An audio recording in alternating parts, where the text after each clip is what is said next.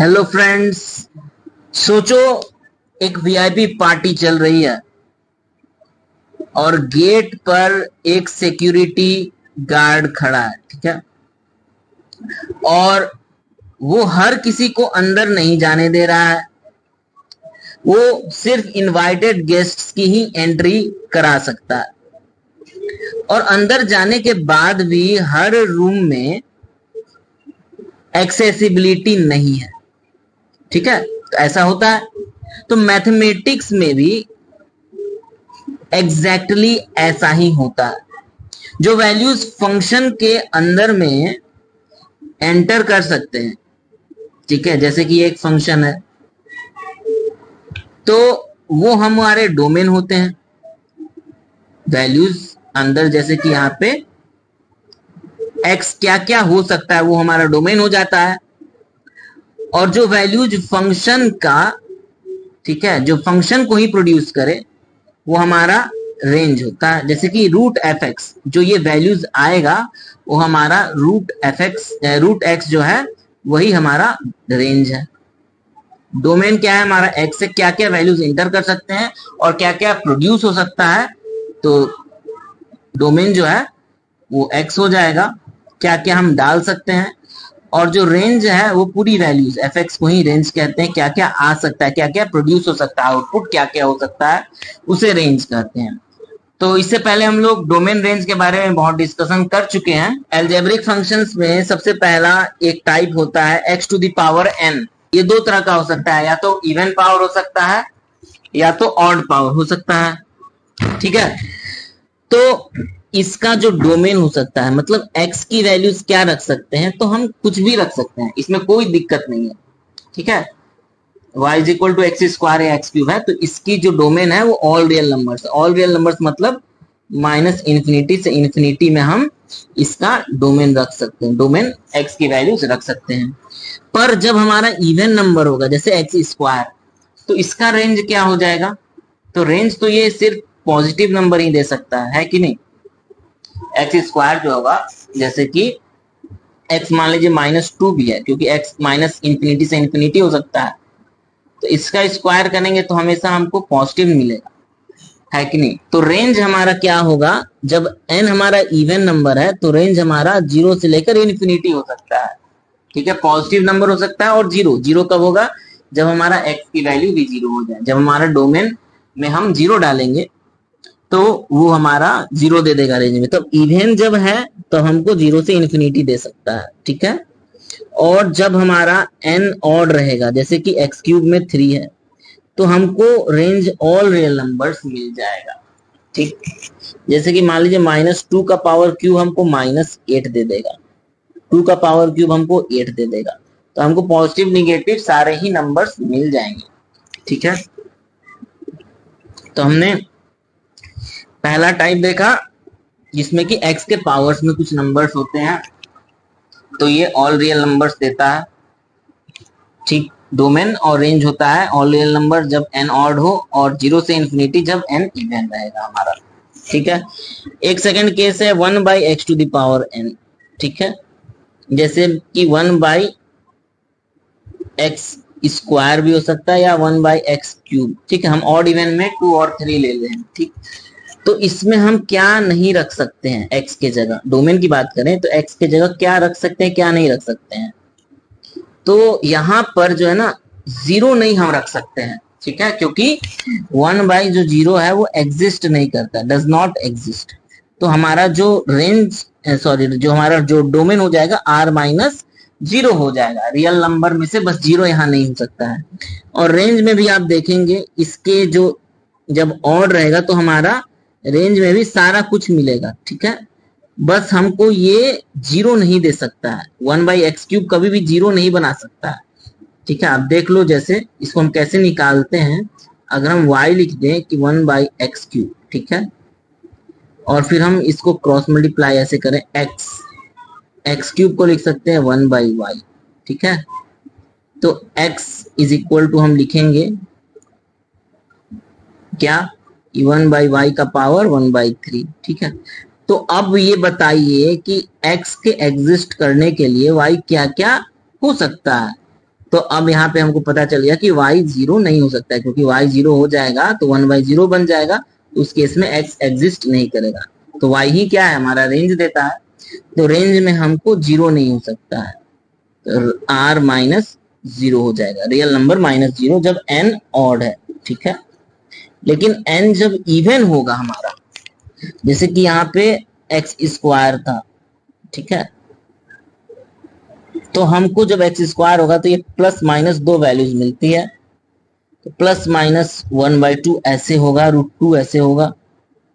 तो अब यहाँ पर जो y है ना, y हमको कभी भी निगेटिव नहीं मिल सकता है। अंडर रूट में अगर आप कोई भी नंबर रखें तो रूट के अंदर की जो वैल्यूज होती है कभी भी निगेटिव नहीं हो सकती है। ठीक है, तो वो रियल नंबर हमको नहीं मिलेगा। ठीक है ना, तो ये जो y रह जाएगी तब जब 1/2 हो गया, इसका क्या मतलब है कि 1/± तो है, चलिए रूट में y। ठीक है, तो रूट में y जब आ गया तो वहां पे कभी भी निगेटिव नंबर नहीं हो सकता, और 0 भी नहीं हो सकता है क्योंकि ये डिनोमिनेटर में है। तो इसीलिए इसका जो रेंज हो जाता है बस r+। का मतलब कि 0 से लेकर इंफिनिटी। ठीक है, ये y की वैल्यूज हो सकती है, ये रेंज हो जाएगा। 0 ओपन है, यहाँ पे 0 एग्जैक्ट वैल्यू नहीं होगी, ओपन है मतलब 0 के जस्ट बाद से लेकर इंफिनिटी में हर पॉजिटिव नंबर रख सकते हैं, उसी को हम r+ से रिप्रेजेंट करते हैं। ठीक है, तो ये भी आपको समझ में आ गई होगी, आई होप। ठीक है, इसके बाद इसे आप नोट कर लेना, मैं रब कर दे रहा हूं बैक करके। ठीक है ना, तो जैसे कि एक क्वेश्चन मैं बोलूं कि y is equal to 1/x का पावर 5, तो इसका डोमेन और रेंज आप बताइए तो क्या होगा। पॉज करके सोच के बोलिए। तो अभी हमने पढ़ा है जब 1/x⁴n के फॉर्म में हो तो हमारा जो डोमेन होता है वो क्या होता है कि रियल नंबर -0, 0 नहीं हो सकता है बस।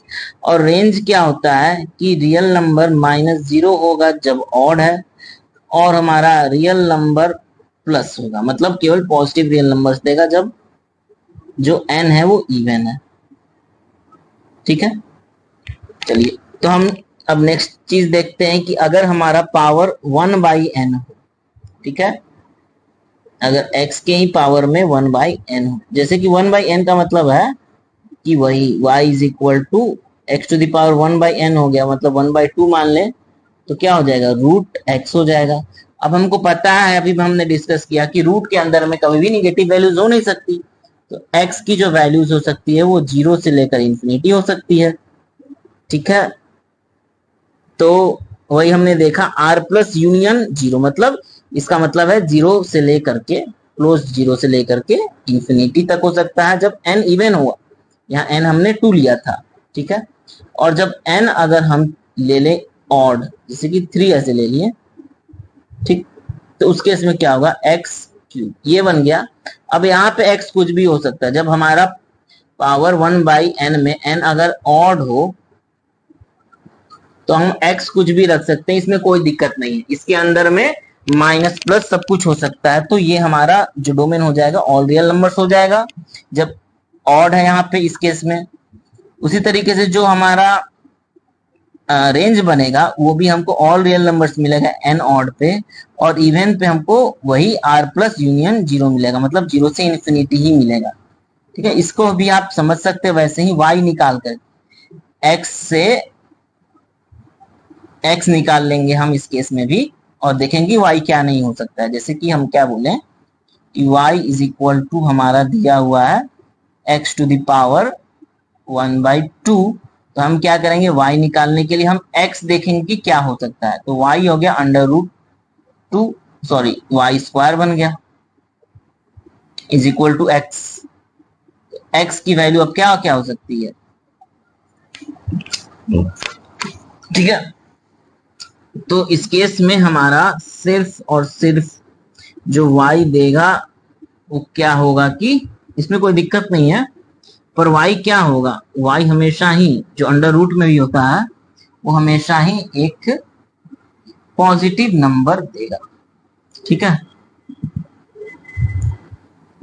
ये आपको दिमाग में थोड़ा सा रखना पड़ेगा कि y इज इक्वल टू, यहां प्लस माइनस अगर नहीं है, ठीक है ना, सिर्फ ऐसे x की पावर 1/4 है, तो ये हमेशा ही एक पॉजिटिव नंबर ही देता है। जब पावर में हमारा 1 इवन नंबर हो, ठीक है, तो हमको ये हमेशा एक पॉजिटिव नंबर देगा। ठीक है, जैसे कि अगर हमारा 4 का पावर 1/2 है, तो इसकी वैल्यू सिर्फ हमको 2 आएगी। आप कंफ्यूज नहीं करना कि प्लस माइनस 2 आएगी। वो प्लस माइनस 2 कब आती है? जब इधर y स्क्वायर हो और हमें x हो, ठीक है, इधर 4 रहता, तब इसकी वैल्यूज क्या होती है कि प्लस माइनस 4 का पावर 1/2, ठीक है, तब होती है। लेकिन केवल 4 का पावर 1/2 लिखा है, तो इसका मतलब हो गया कि सिर्फ ये हमको 2 देगा। और अगर प्लस माइनस लिखा है तो वो तो प्लस माइनस अपने आप रहेगा, और 4 का पावर 1/2 का वैल्यू 2 हो जाएगा, तब दो वैल्यूज है। अदरवाइज अगर केवल 1 x to the power 1/n है और n अगर हमारा इवन है, तो ये वैल्यूज सिर्फ हमको क्या मिल सकती है, एक पॉजिटिव नंबर मिल सकती है। ठीक है, तो वही हमने लिखा है, एक पॉजिटिव नंबर और जीरो भी हो सकता है जब n इवन है। n ऑड होने पे ऑल रियल नंबर्स मिल सकता है। ठीक है, n अगर हमारा ऑड है तो ऑल रियल नंबर्स मिल सकता है। ठीक, क्योंकि यहाँ पे x जो है ना, जब इवन रहा था तो x हमारा निगेटिव हो भी नहीं सकता था, क्योंकि एग्जिस्ट नहीं कर रहा था। डोमेन में हमेशा हमेशा पॉजिटिव नंबर या जीरो यही हो सकता था। तो हमारा रेंज भी हमको हमेशा ही एक पॉजिटिव नंबर दे पाएगा, क्योंकि पावर में जब 1/इवन रहेगा तो वो अपने आप निगेटिव नहीं देगा, और x यहाँ पे निगेटिव है नहीं, तो हमको हमेशा ही क्या मिलेगा कि पॉजिटिव। आपको ये चीज दिमाग में रखनी पड़ेगी। ठीक है, और ये टफ भी नहीं है, हम बेसिकली जानते हैं इसको, बस इसको दिमाग में रखने की जरूरत है। अब इसके बाद x का पावर में अगर हमारा जैसे 4 के पावर में 1/3 आ गया, ठीक है, या फिर 8 के पावर में 1/3, तो ये तो 2 दे देगा।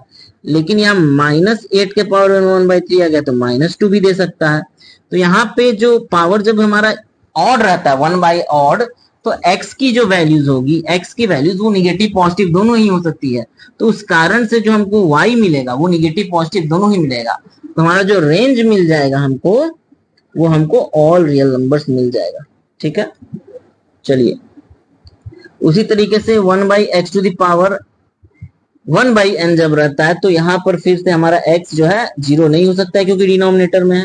तो r-0 हम लिख देंगे n ऑड होने पे, और r प्लस भी लिखेंगे, मतलब सिर्फ पॉजिटिव रियल नंबर्स मिलेगा जब n इवन होगा। यहाँ पे फिर वही चीज है फिर से कि हमारा 1/ जैसे इवन पावर जैसे ही हो जाएगा यहाँ पे, तो हमको फिर से ये निगेटिव में नहीं लिख सकते कुछ भी। -2 टू द पावर ऐसे अंडर रूट नहीं चला जाएगा। ठीक है, मतलब 1/2 ऐसे, ये गलत चीज है लिखना, क्योंकि रूट के अंदर में अगर इवन पावर है तो वो हमको कभी भी निगेटिव वैल्यूज अंदर नहीं डाल सकते। -2 का पावर ऐसे 4, मतलब पावर में 1/4 है, ये नहीं हो सकता है कभी भी। ठीक है, तो ऑलवेज हमारा उस केस में x क्या हो जाएगा कि एक पॉजिटिव रियल नंबर हो जाएगा। उसी तरीके से रेंज भी हमको फिर से अलग से बताने की जरूरत नहीं है, इसमें positive real numbers n even पे, ठीक है, और ऑल रियल नंबर्स मिल सकता है हमको n ऑड होने पे। ठीक, r-0 तो यहाँ पे नहीं मिलेगा कभी भी, y कभी भी 0 नहीं मिलेगा, क्योंकि डिनोमिनेटर हमारा 0 नहीं हो सकता है। ठीक है, चलिए तो इसके बाद आप कुछ क्वेश्चंस करें, और जैसे कि हमने क्वेश्चन लिखा है इनको आप प्रैक्टिस करो। 1/x, x-2/x-3, इसके डोमेन रेंज बताओ, सारे के तीनों के कमेंट में बताओ, फिर हम इसको नेक्स्ट लेक्चर में डिस्कस भी करते हैं। आपके लिए ये दोनों फिर से होमवर्क है, डोमेन और रेंज इसके भी बताने हैं आपको। ठीक है, तब तक आप अपना ख्याल रखिए। आई होप ये जो अलजेब्रिक फंक्शंस हैं इसके डोमेन और रेंज आप समझ गए होंगे। इसको आप फिर से अच्छे से रिवाइज करिए, और इन क्वेश्चंस को जो मैंने करवाए हैं और साथ में जो होमवर्क दिए हैं उनको करिए, प्रैक्टिस करिए। ये बहुत ही जरूरी है, आपको आने चाहिए सारे क्वेश्चंस। ठीक है, और फिर मिलते हैं हम लोग नेक्स्ट लेक्चर में। इस क्वेश्चंस को सॉल्व करेंगे जो हमने होमवर्क दिया, और बाकी के भी और एग्जांपल्स हम लोग डिस्कस करेंगे, और बेसिक फंक्शंस जो है अलजेब्रिक के अलावा भी उनको भी हम लोग डिस्कस करेंगे, उनकी डोमेन रेंज को एक बार हम लोग फिर से देखेंगे। ठीक है, तब तक ख्याल रखिए अपना, टाटा बाय बाय।